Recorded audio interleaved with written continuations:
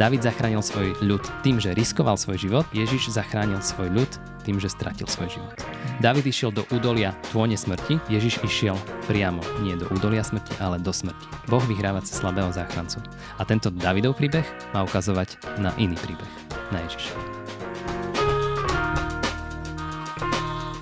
Ahoj priatelia, počúvate Chcem viac podcast. Dnes sme tu zase spolu s Martinom a máme znovu pred sebou zaujímavú tému, ako čeliť strachu a samote. A asi tušíte, že sa dotkneme nejakým spôsobom, alebo že nadviažeme na to, čo bolo minulé.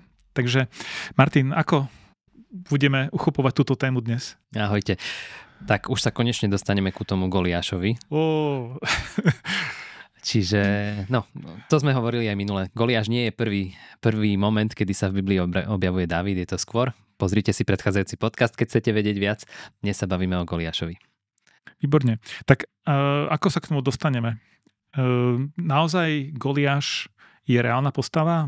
Lebo je opisovaný ako obor. Dá sa tomu veriť?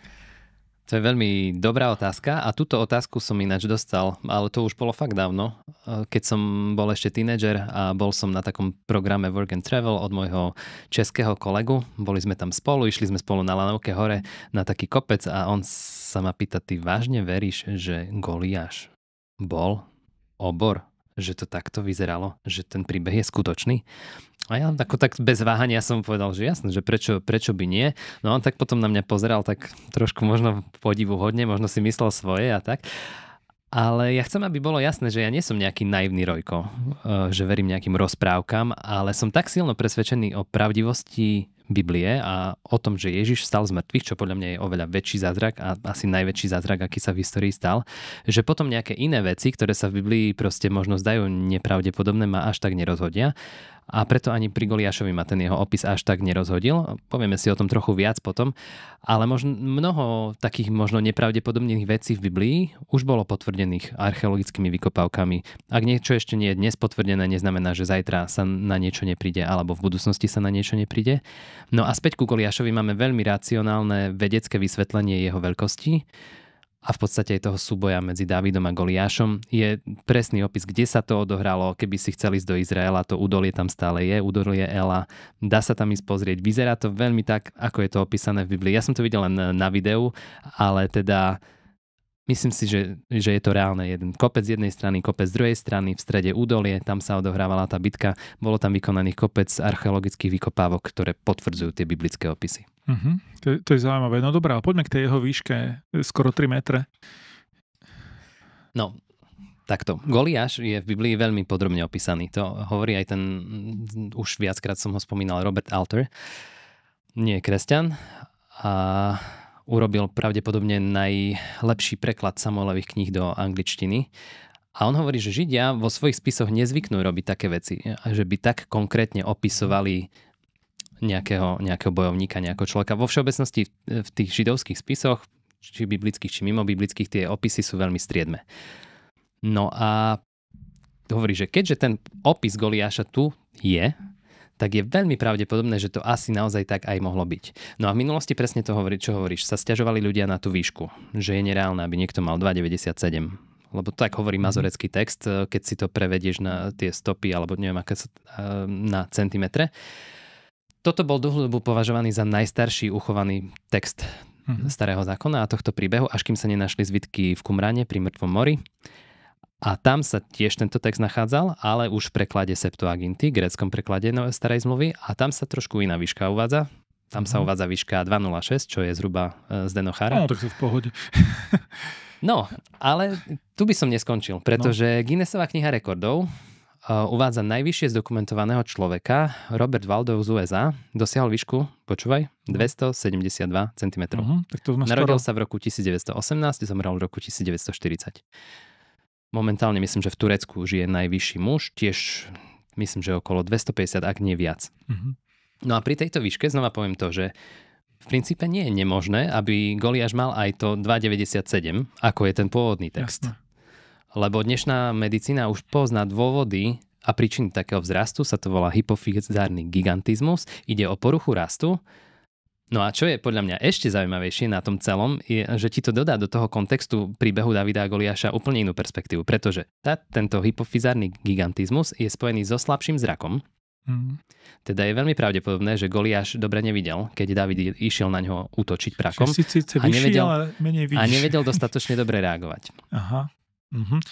No minule si spomínal, že vlastne v Davidovom príbehu nie je nikde nič nadprirodzené a ja som tak podpichol, že jedna rana, jeden prák, aj že trafil Goliáša, či to nie je zázrak. No áno, to je presne ďalšia výčitka, ktorú majú nejakí skeptici, ktorí hovoria, že ako môžeš prákom zabiť vojaka v plnej zbroji. Proste, že to je nereálne.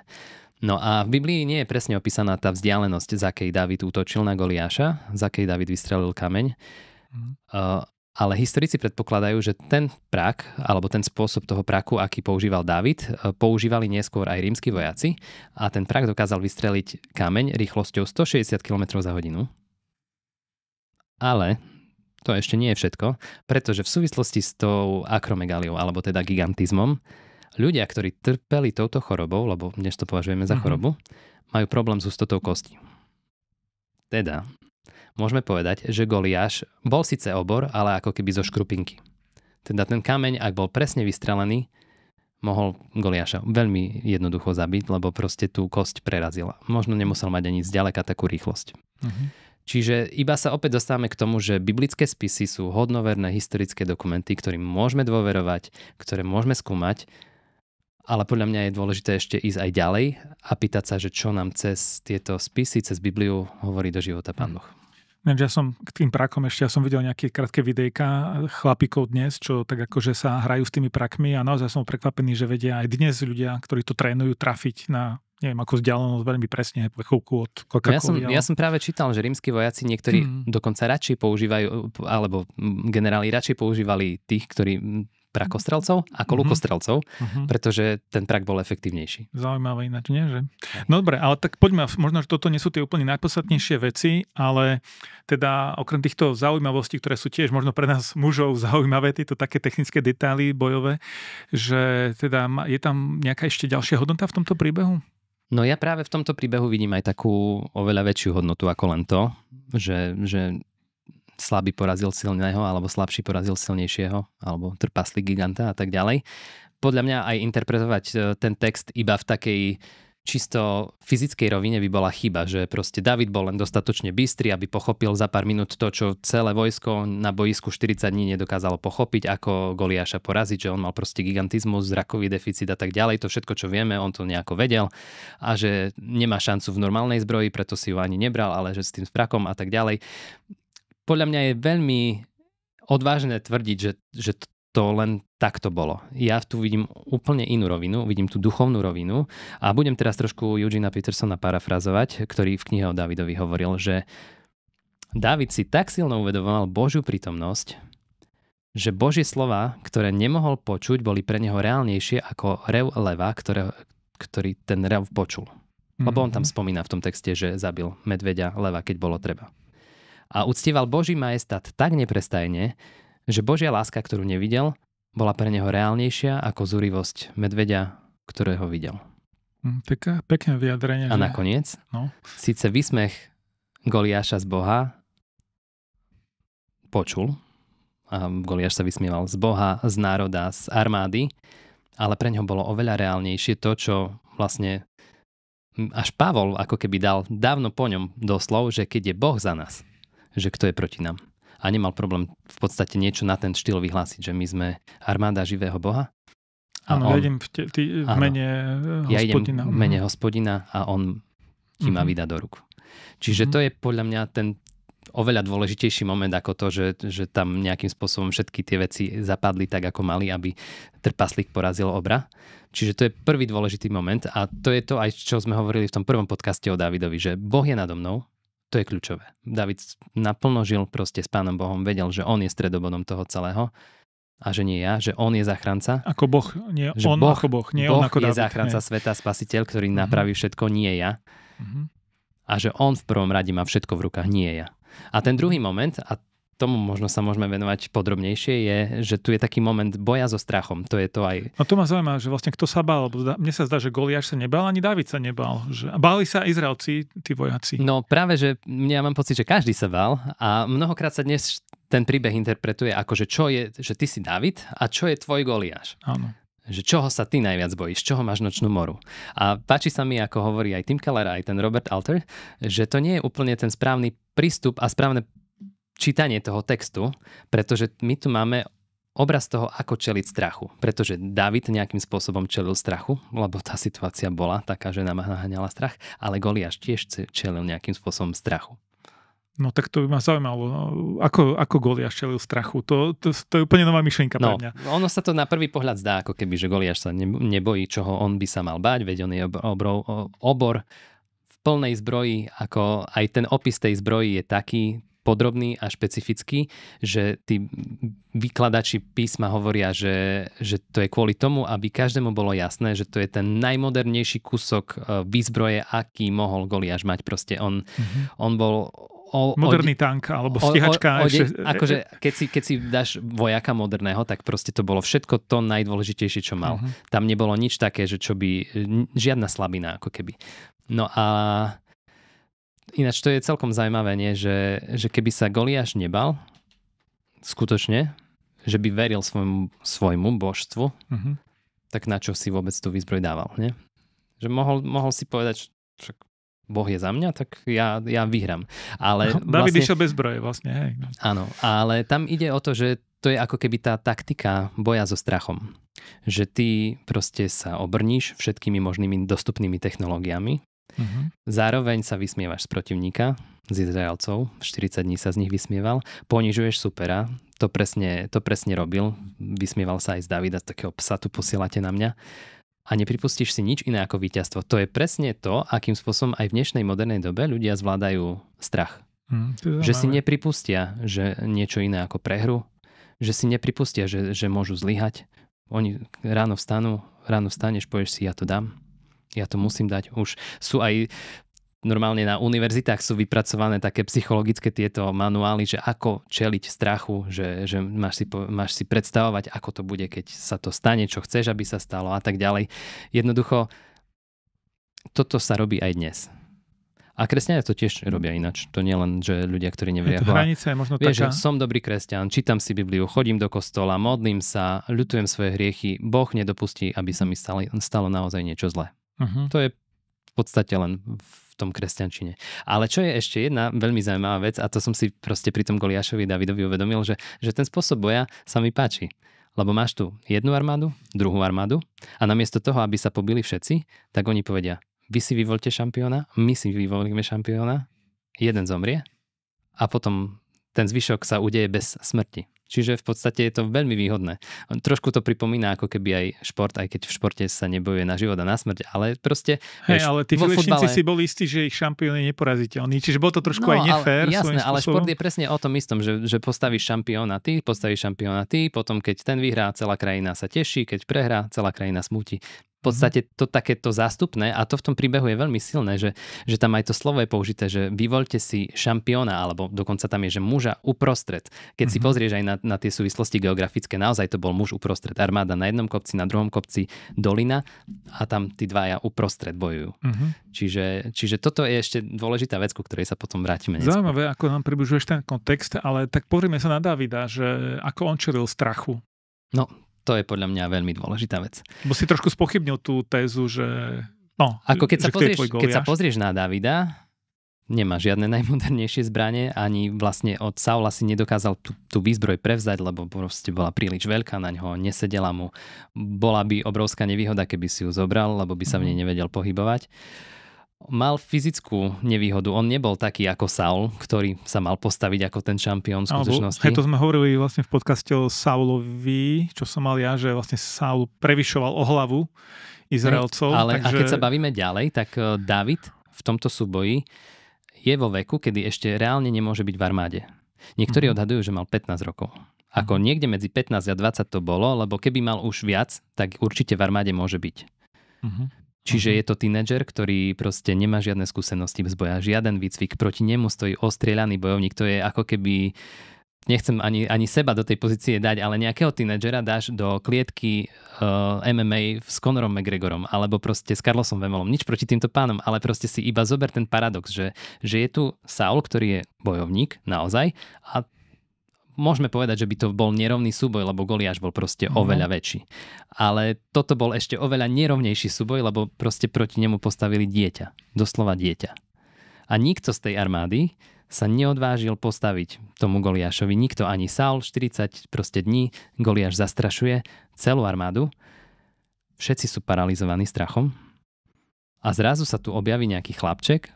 Podľa mňa mu nikto nedával žiadnu šancu. Mysleli si, že ide na istú smrť. Ale a tu je to, že ako sa s tým strachom vysporiadáva Dávid, je, že Dávid sa v skutočnosti nepozerá na Goliáša, ale na Boha. A to je to. On vidí svet z inej perspektívy. Ako keby taká vtáčia perspektíva, až by som povedal. Proste Boží pohľad, že je také jedno porekadlo medzi kresťanmi. Nehovor Bohu, ako veľké sú tvoje problémy, ale povedz problémom, aký veľký je tvoj Boh. A tu v podstate bolo to, že Dávid tam prišiel a hovorí, že Goliáš, však to je prcek oproti tomu, že tu máme stvoriteľa, že na našej strane je tvorca celého sveta. On nás povolal, máme svoje poslanie, toto je to, čo máme robiť. A možno sa spýtaš, že ako sa k tomuto dostal postoju? No a ja poviem, že to bolo pri tých ovciach. No v tej samote. Že tu sa dostávame k tej téme samoty. No samota je v súčasnosti dosť veľká téma. Vlastne človek sa môže uprostred davu cítiť veľmi osamelý, opustený. Tak... No a presne, lebo je taká štúdia, dnes o tej samote sa veľmi veľa hovorí. Už 20 rokov dozadu sa hovorilo o epidémii samoty. A je jedna taká štúdia, ktorá hovorí, že pred rokom 1800 sa pojem osamelosti ako v negatívnom slova zmysle nepoužíval. Že vtedy sa používal pojem samota iba v pozitívnom zmysle. To je zaujímavé. A to jedna historička, ani neviem prečítať to meno, Faye Bound Alberti, napísala knihu Biography of Loneliness a tam vysvetľuje tie súvislosti, že vlastne, že ako to bolo niekedy, ako sa ľudia dostali ku problému samoty. Čiže keď bolo ľudí menej, samota bola pozitívna a teraz, keď nás je veľa, nechceme byť sami. Hoci ani nevieme byť sami. To sú tie všelijaké paradoxy, ale v skutočnosti ona vysvetľuje v tej knihe, že vlastne po roku 1800 sa stala tá revolúcia v súvislosti s Darwinovou evolučnou teóriou, totiž začalo sa to nejakým spôsobom akceptovať, že to asi aj tak je. A ľudia začali vnímať samých seba. Už nie, dovtedy proste sme boli jedno veľké spoločenstvo ľudí, ktoré musí navzájom kooperovať, aby prežilo. Ale Darwinová teória toto postavila na ruby, lebo vlastne hovorí, že prežije len ten najsilnejší. Čiže vyhráš jedine vtedy, ak ostatní prehrajú. Tvoj úspech je prehrou iných. A to ťa dostáva do izolácie automaticky od druhých ľudí. A druhá vec je, že pred tým rokom 1800 drvivá väčšina západného sveta verila v osobného Boha. A vlastne keď si sa dostal do samoty, tak vlastne si nebol sám, lebo si bol s Bohom. Mal si príležitosť stráviť čas Božej prítomnosti. Je vlastne ten kultúrny mindset spoločnosti bol takto, aj keď nie každý to prežíval, tak duchovne, osobne, ale ten narratív hlavný v spoločnosti bol takto nastavený. No a to je presne ten problém, ktorému my čelíme dnes, že my to vnímame negatívne, lebo ty už neveríš, dnešná spoločnosť neverí, že Boh existuje a keď si sám. Ale naopak, vlastne keď sa pozrieš na toho Dávida, on keď bol o samote, keď pásol ovce, tak bol s Bohom.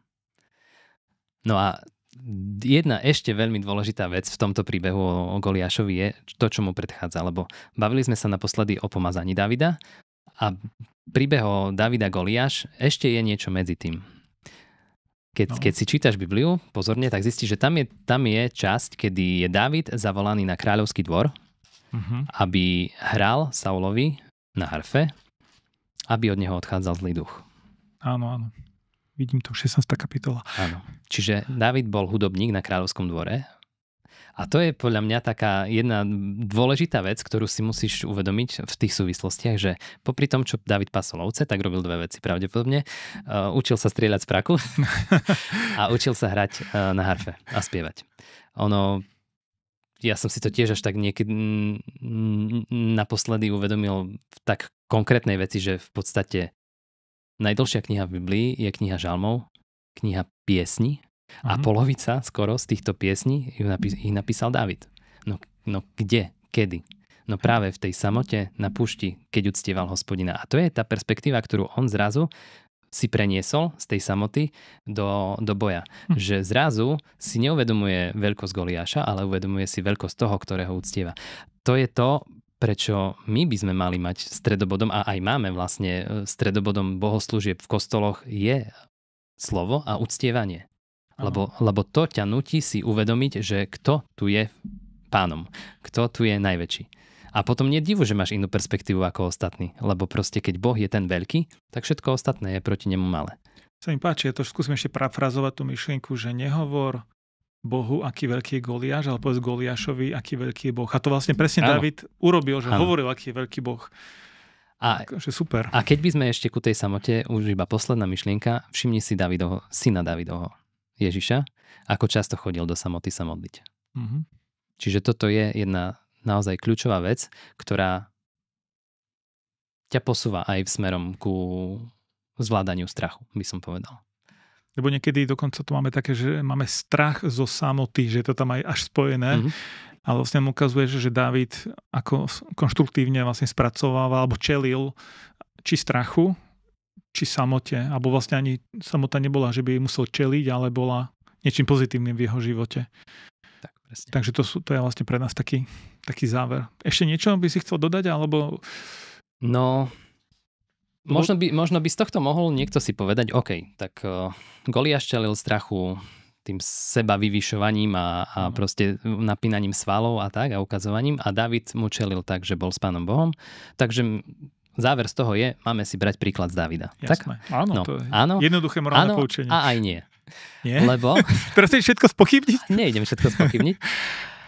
Ale vieš, keď sa pozeráš na ten Dávidov život, tak realita je často, že zlyhávaš. Ja zlyhávam. Ja veľakrát neviem tomu strachu čeliť. Neviem byť o samote s Bohom. Neviem ho uctievať. Neviem vidieť tú perspektívu. Jednoducho si uvedomujem, že v tom príbehu, aj keď by som veľmi chcel byť ako Dávid, takže som skôr ako tí Izraelci. Paralizovaný niekde na kopci, 40 dní, bojím sa ísť do nejakého boja, mám strach. Nikto iný vyrieši namiesto mňa.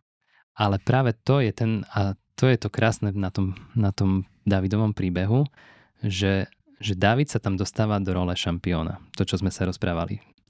Že niekto, kto je ako muž uprostred, niekto, koho posielaš do boja namiesto seba. Do toho údolia Ela, aby sa postavil tvojej nočnej more. Každý z nás potrebuje takého Davida, ktorý vyhrá náš boj. A Dávid nevyhráva ten boj napriek tomu, že je malý a bezvýznamný a tak, ale práve preto, to hovorí aj ten Keller a aj Alter, že vlastne Goliáš podcenil Davida, zložil svoju obranu, tie štíty, vysmieval sa z neho a vlastne Dávid využil ten moment a vtedy toto ho zabil. Ale to všetko smeruje ku oveľa väčšiemu, nie Dávidovi, ale synovi Dávida, Ježišovi.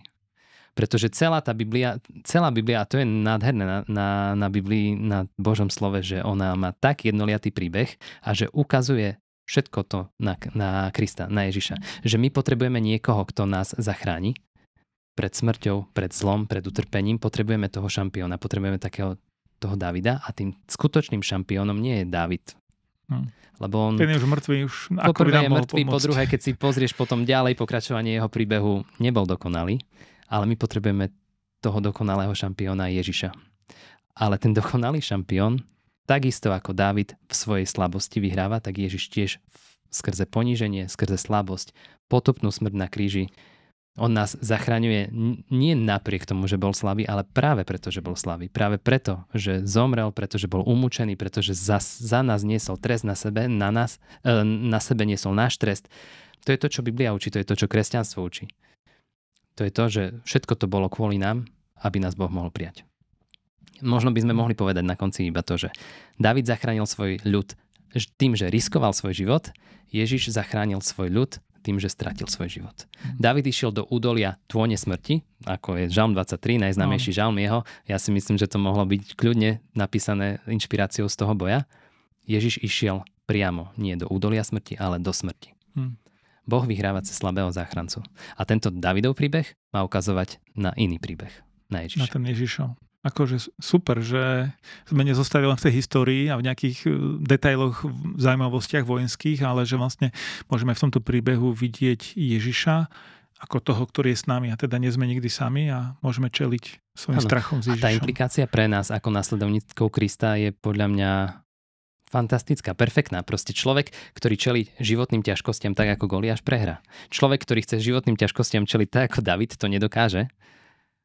Ale keď čelíš všetkému tomu z pozície izraelskej armády, ale vidíš, že máš toho svojho šampióna Ježiša, tak si vyhral. A sa mi páči v liste Židom ten oblak svedkov viery. Tam je spomínaný aj Dávid a tam je to tak napísané, že pozrite aj na Dávida a na tých všetkých svedkov, ako žili svoju vieru, ale neprestajne hľadte na Ježiša. Čiže to je to, čo my máme robiť. A keď si predstavíš, že čoho sa najviac bojíš, možno tvoja najväčšia nočná mora. Ja neviem, pre niekoho je to chudoba, osamelosť, bolesť, smrť. Pre mňa by to bolo asi oddelenie od Boha. Všetko toto je už porazené. V Biblii sa píše, že Ježiš schudobnel, aby my sme zbohatli jeho chudobou. On zažil tú samotu, to oddelenie úplné od Otca na kríži, aby sme to my už nemuseli zažívať. On zažil nespravodlivosť, bolesť, smrť, aby my sme to už nemuseli zažívať. Teda čomukoľvek, čo teraz musíš čeliť, tak stále si môžeš povedať, OK, ale my sme na ceste do radosti, my sme na ceste ku víťazstvu. A to je podľa mňa ten rozličný postoj, ako sa stavať voči strachu, lebo strachu Goliáš sa stával tak, že ho spochybňoval, že neexistuje, ale ten strach tam bude. Ale ty tomu strachu môžeš čeliť odvahou skrze Ježiša, že vieš, že skutočná odvaha nie je proste absencia strachu. Je to prítomnosť radosti v tom strachu. Že toto ma čaká. Aj keď musím tomu čeliť, ale čaká ma niečo oveľa krajšie. Niečo väčšie predo mnou, alebo ten víťaz. Tak ako David vybojoval víťazstvo pre Izraelcov, tak Ježiš vybojoval víťazstvo pre všetkých ľudí a my môžeme čerpať z tohto víťazstva. A stále môžeš ísť, OK, je to tak teraz, ale v nebi to bude OK. Ešte lepšie. Ešte nie sme tam, ešte nie sme doma. Super, ďakujem Martin za to, ako si uchopil toho Davida, že to nie sú len nejaké historky z minulosti, ale že je to niečo ozaj aktuálne aj pre nás dnes, takže ďakujem.